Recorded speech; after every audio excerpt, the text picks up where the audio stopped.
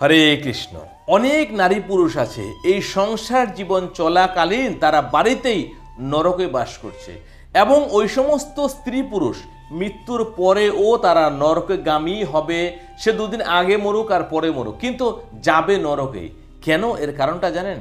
কেননা যখন বিয়ে করতে যাচ্ছেন বা বিয়ে দিতে যাচ্ছেন, তখন আমরা কিন্তু আধ্যাত্মিক জিনিসটা দেখি না, অর্থাৎ ভিতরের ভাবটা দেখি না।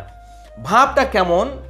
শিষ্টাচার, যদি জন্মগত আপনার শিষ্টাচার আলাদা থাকে এবং আপনার স্ত্রীর শিষ্টাচার আলাদা বা তাদের পরিবারের শিষ্টাচার আলাদা, আপনি যখন বিয়ে করে নিয়ে আসবেন বা কারো বাড়িতে আপনার মেয়েকে বিয়ে দেবেন, দেখবেন কোনোদিন তারা মিলেমিশে নেই।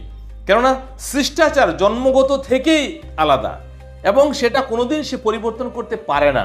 এই সমাজের মধ্যে জ্ঞানী লোক কোথায় আছে? জ্ঞানহীন শূন্য, বুদ্ধি বিবেক শূন্য, শুধু চায় কি করে একে অপরকে দাবিয়ে রাখবে।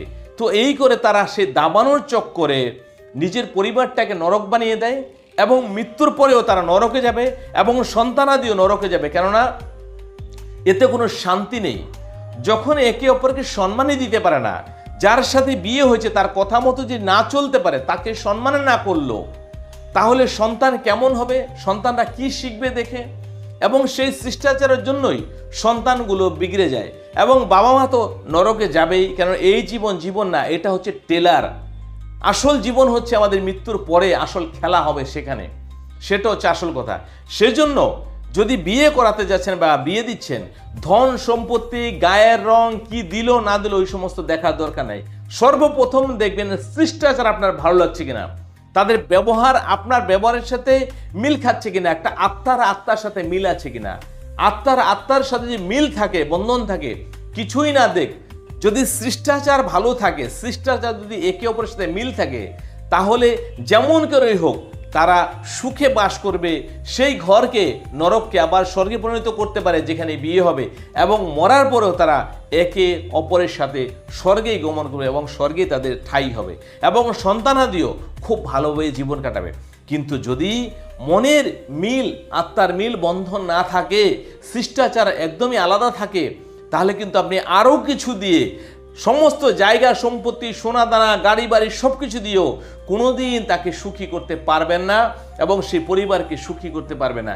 সেই জন্য বলছি, এই বিবাহটা শুধু কিন্তু শারীরিক মেলবন্ধন না, এটা হচ্ছে একটা আত্মার মেলবন্ধন, একটা মনের মেলবন্ধন, একটা সম্মান, একটা একে অপরকে বোঝার যে শক্তি, বুদ্ধি, জ্ঞান, বিবেক, একটা সম্মান, এটা থাকতে হবে। এটা ছাড়া কিন্তু বিয়ে করা শরীরের বন্ধন, সেটা কিন্তু যে কোনো সময় ভেঙে যেতে পারে, নষ্ট হয়ে যেতে পারে, কিন্তু মনে শান্তি পাবে না। আর মানুষ যখন মনে শান্তি না পায়, সে কিন্তু বেঁচে থাকতেও, এই জীবন থাকতে থাকতেও সে মৃতের তুল্য, এবং সে নরকেই বাস করছে, এবং মৃত্যুর পরেও সে নরকেই যাবে। কেননা তার দুশ্চিন্তা মাথা থেকে কখনোই যায় না। এবং যে সমস্ত স্ত্রী পুরুষরা এমন করে, সে স্বামীও চাইলেও ধর্মের পথে যেতে পারে না। কেননা স্বামীকে বারবার স্ত্রী টুকবে, বারবার বাধা দেবে, সে যদি ধার্মিক হয় তারপরেও। কেননা কতগুলো এখন সমাজের মধ্যে নারী আছে এরকম, যে সরকার সমান অধিকার দিয়েছে বলে তারা নিজের মান মর্যাদা, তাদের নারীত্ব, তাদের ধর্ম, এই সব কিছু ভুলে গেছে। সেজন্য যদি সুখে থাকতে চান, তাহলে সরকারের কথা বাদ দিন। শাস্ত্র কি বলছে, শাস্ত্র নীতি অনুসারে চলুন, এবং বুজুর্গরা কি বলছে তাদের কথা মেনে চলুন। তাছাড়া কিন্তু অশান্তির আগুনে জ্বলে পুড়ে মরবেন, সংসার পরিবার সব ছারকার হয়ে যাবে, এবং মৃত্যুর পরেও নরকেই ঠাঁই হবে। হরে কৃষ্ণ, হরে কৃষ্ণ।